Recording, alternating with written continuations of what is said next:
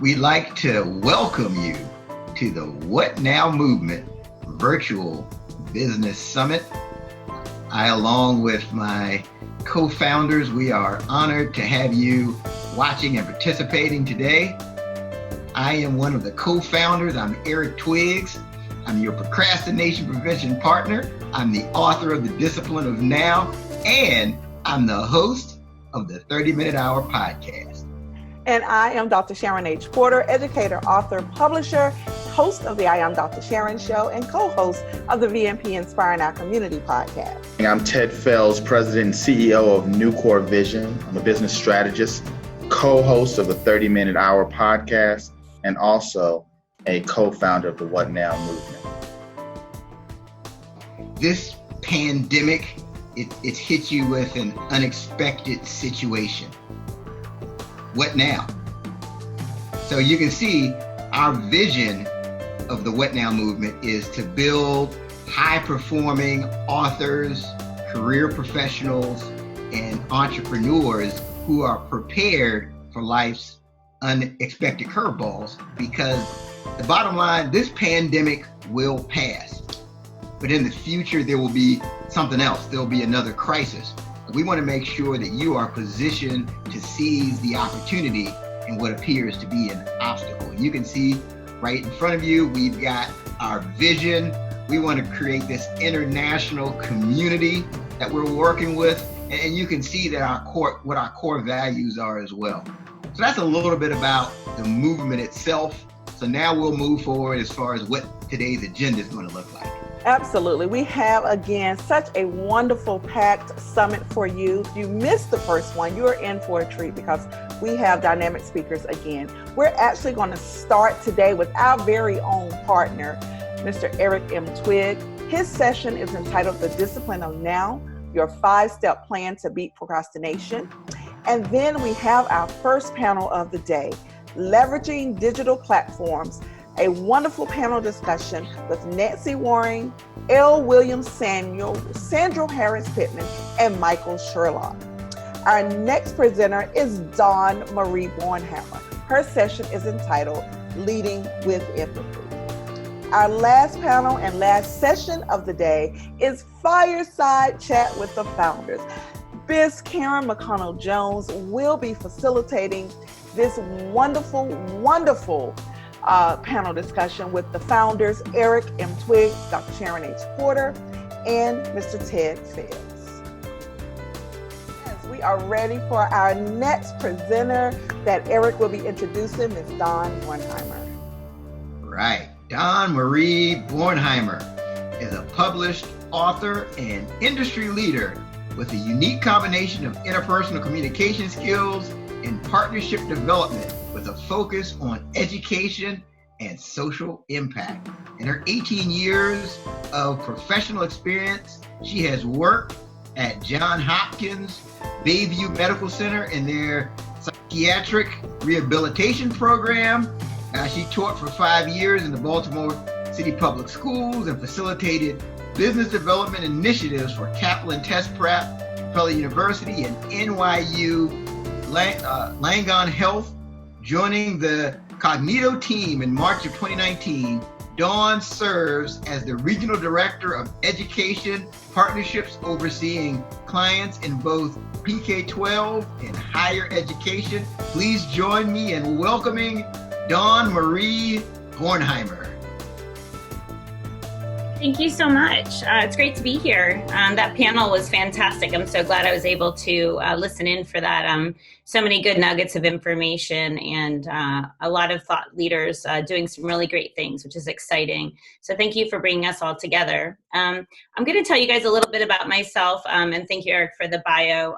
But I do want to speak into this moment in time and what we're all being called to do. And then I'm going to dive into leading with empathy, which is the topic of the day. So one of the things that comes up for me when I saw the initiative of the What Now movement and understanding what's possible, we have an opportunity each and every time we're presented with adversity to decide who we are going to be and how we're going to show up in those moments.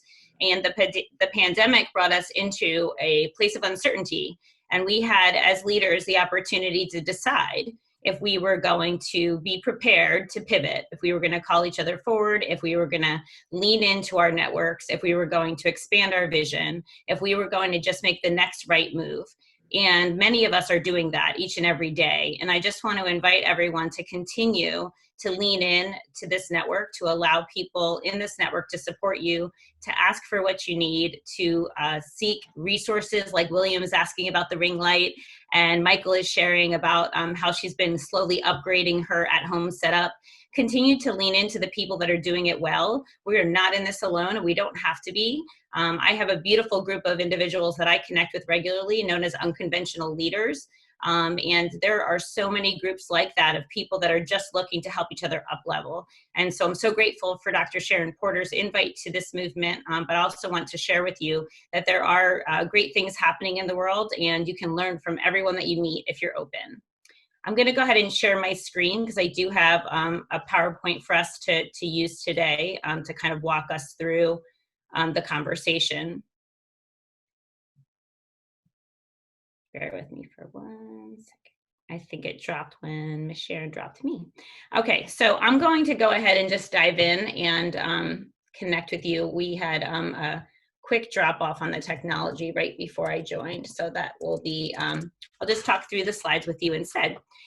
So today we're going to talk about leading with empathy, and one of the things that I find most important when we begin is to know and acknowledge that words matter.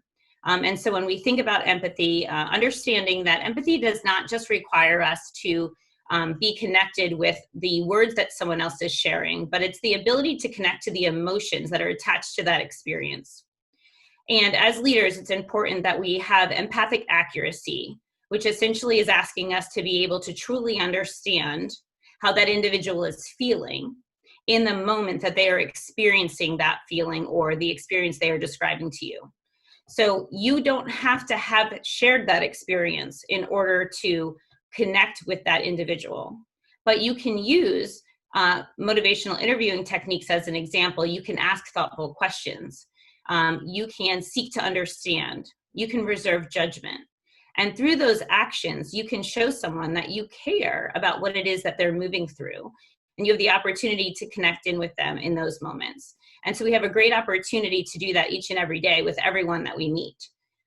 When we talk about emotional regulation, I think that's a huge leadership quality that we all have to be mindful of. The definition, emotional regulation, is speaking of your ability to recognize what triggers you, perhaps something that makes you feel or respond in a certain manner, something somebody shares, a term that they may use that brings up something for you.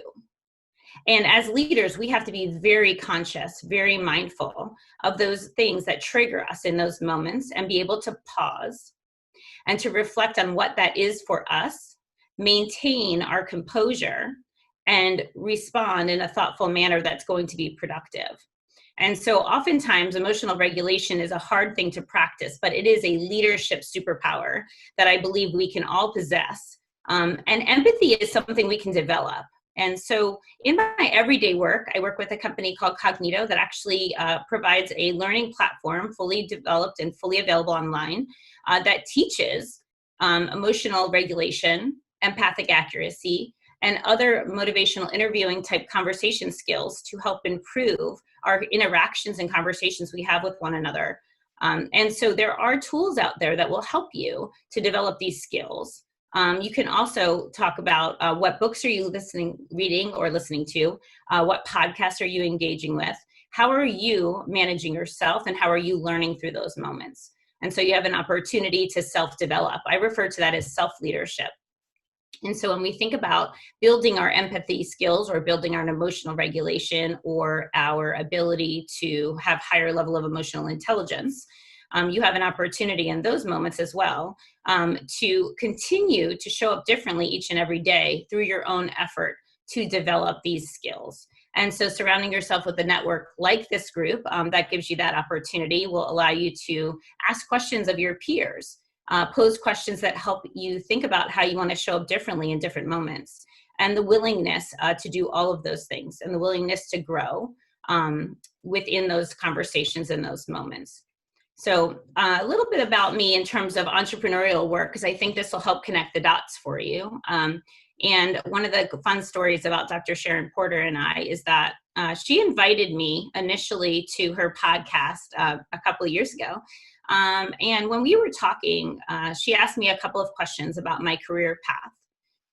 And I always felt that I wanted to do work that had a social impact.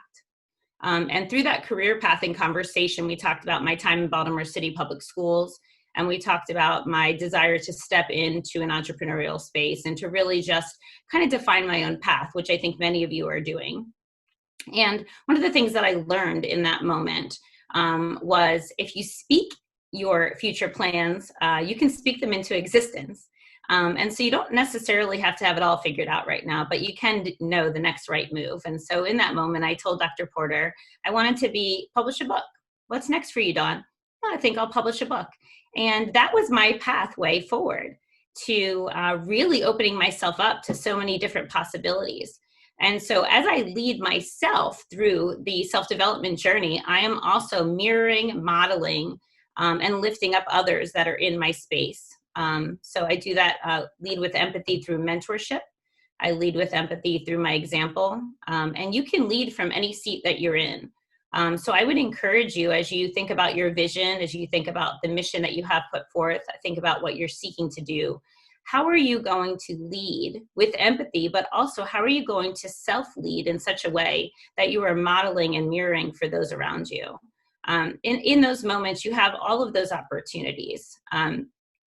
So I want to talk a little bit about some of the people that are my mentors that are a little bit disconnected from me in that I have never met them in person, but I'm so grateful for their messages, one of which is Dr. Brené Brown. If you're familiar with her book, Dare to Lead, she has a fantastic book about the opportunity to leverage vulnerability, to have hard conversations, to be a courageous leader. And in those moments, very difficult feelings come up for you. But the willingness to push past those emotions, push past those feelings, and really just anchor in to the need to get your team together to allow everyone to be heard and to be on the other side of that fear is this beautiful opportunity for creativity, this beautiful opportunity for people to really get enrolled in your vision. And I think when you do that, you'll be very pleasantly surprised that what you thought was a difficult moment became such a beautiful opportunity. And that reframe will really allow you to step into the next phase of your business, the next level of your opportunity to make an impact. So the next mentor I'll mention is Brendon Burchard. He has written a book called High Performance Habits.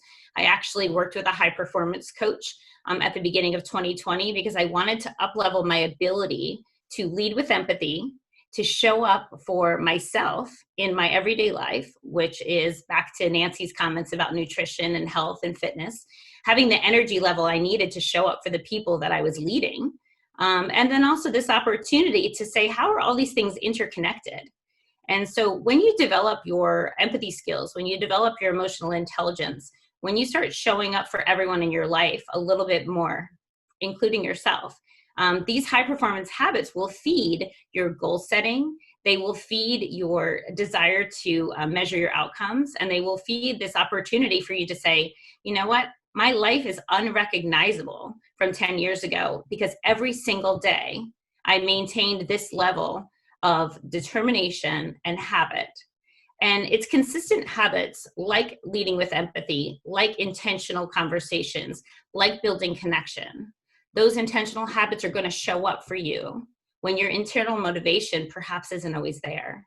One of the things you're going to have to push through as an entrepreneur, as a business owner, is the desire to just get up every day and start over. Sometimes you just have to be ready to make the next right move. And so in those moments, I think those mentors are the voices in my head that allow me to continue to call myself forward and then also to call others forward in my network. Another book that I recently read, which I think I have close by, is called Leading Gracefully. And this book is about women and their guide to confidence and authenticity. And when you think about authentic living or showing up authentically, we think a lot about empathy. We think a lot about difficult conversations. We think about courage. And this particular book happens to be written for women in leadership, but I think it spans across when we talk about how we want to show up and the type of leader we want to be. So I would encourage you to seek out some books that really speak to you about the type of person that you want to be and allows you to show up more fully. Because in those moments, you're going to find those little nuggets of information that feel like truth to you. And there's a lot of messaging going out in the world. There's a lot of people talking about the different things that they know to be true. And they may be their truth. But for you, they're just beliefs. They're beliefs that are kind of floating around out in the universe and in the world. And in this moment, especially during the pandemic, we've had the opportunity to get quiet and to decide how we want to show up. And so leading with empathy or a courageous leader or emotional agility or other things that you're committed to demonstrating are all in your wheelhouse. They're all attainable. They're all things that you can reach for. And so I think that that would be something that I would encourage each and every one of you to do. And so how does leading with empathy affect business performance? Because I think that that's one of the questions I get often. And I will say, whether your team is 3 people or 300 people, those individuals need to be enrolled in your vision. They need to believe that their work matters. And when they do, when they feel truly seen and heard by you, the productivity goes up. They're going to work a little bit harder. They're going to work a little bit smarter. They're going to take care of your business the way that you would take care of your business. They're going to take care of your home the way you would take care of your home. And so the productivity of your team will increase. And when we have more output, we have more productivity, we have more people sharing our visions, the results are going to come in. And so as Michael had said earlier, I do believe in abundance. I believe that there's enough for everyone. And I believe that we can get out and we can partner together and we can add value and we can continue to share our vision and we can continue to support each other and lift each other up. And we have all of those opportunities each and every day. And when we do that, the growth will come. The recognition will come, the network, the connections will come, the invites, the experiences will come, the podcast interviews, people asking you about what you do. Don't be afraid to tell them about what you do, because the more people that know about what you do and believe in your work, the more they're going to spread your vision, the more people that will be enrolled in your vision. And through all of that, you're showing up fully and you have the opportunity to further serve. And so then you're going to see those results come in. You're going to see the productivity. You're going to see referrals. You're going to see people wanting to help you, to help lift you up, to help share your mission and your vision. And so the growth will come through that authentic, empathic leadership that you can offer your team. And I would say the other thing that I think is most important, if we think about how we hire and we think about the diversity piece of things and we think about who we want to have on our bus, if you will. Jim Rohn always says getting the right people on the bus, you can move the seats around. So getting the right people to move forward with. I heard a couple of people talk about their partner in crime is their spouse, their partner in business is their spouse. Some people will do that with, just grow from a sorority sister or a fraternity brother or just a longtime friend or just someone that's a like-minded person.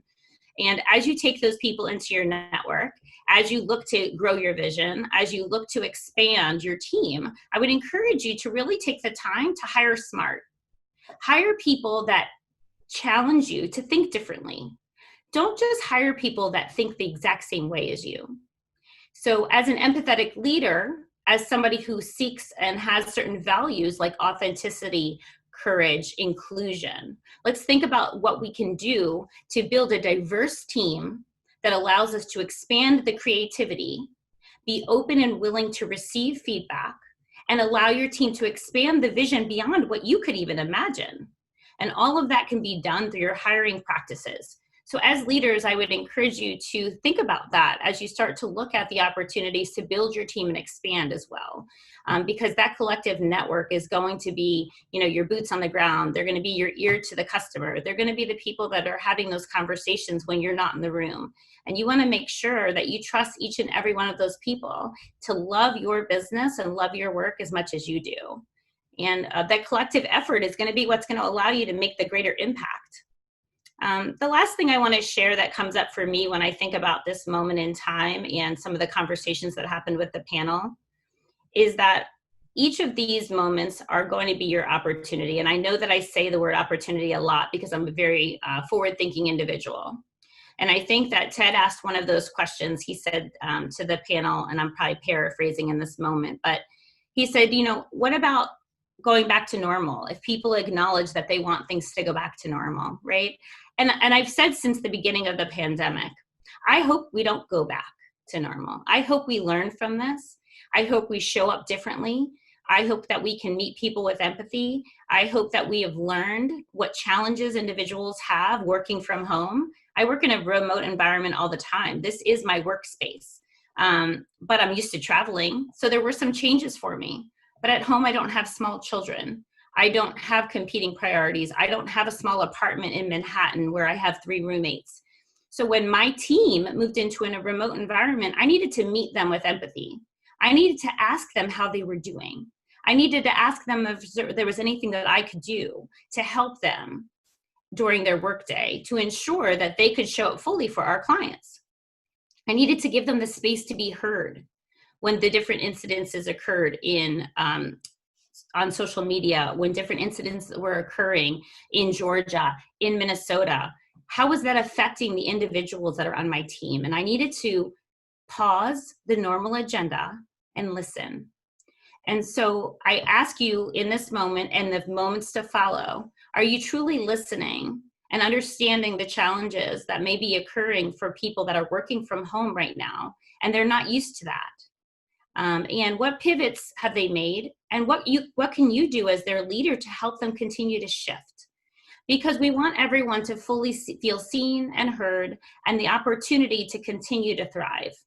Nobody shows up for work every day and says, I hope I don't make an impact today. I hope I can't help one person, right? So let's be other focused. Let's lead with empathy.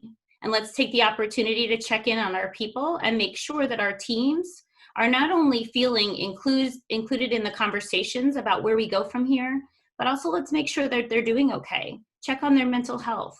Ask them how they're doing more often than you think you need to. Because that might be that one question, that one day that they open up and say, you know what, this has been really hard. Thank you for asking. You know, and then the next question is, how can I support you? And so some people don't have the network that you guys have or that I have in the community around them, but perhaps they'd be open to it. So I invite you to lean into your team, connect in with people, ask them how they're doing, ask how you can support them. And you know, my final comment before we answer any questions, I would say is, how can I support you? So if there is anything that I can do to support you, I'll be happy to share my contact information with you. And if there's something that I can do to help uplift you, it could be something as easy as to follow and share your Instagram page. It could be as big as, you know, having a one-on-one mentorship call. It could be an interview on a podcast. It could be getting you exposure on some of my friends' podcasts. So talk to me. Let me know how I can help you, how I can serve. And I invite you to take the steps to lead with empathy during this pandemic, during this revolution, during this change in history, and hope that we all can land on the other side with an open mind and an open heart.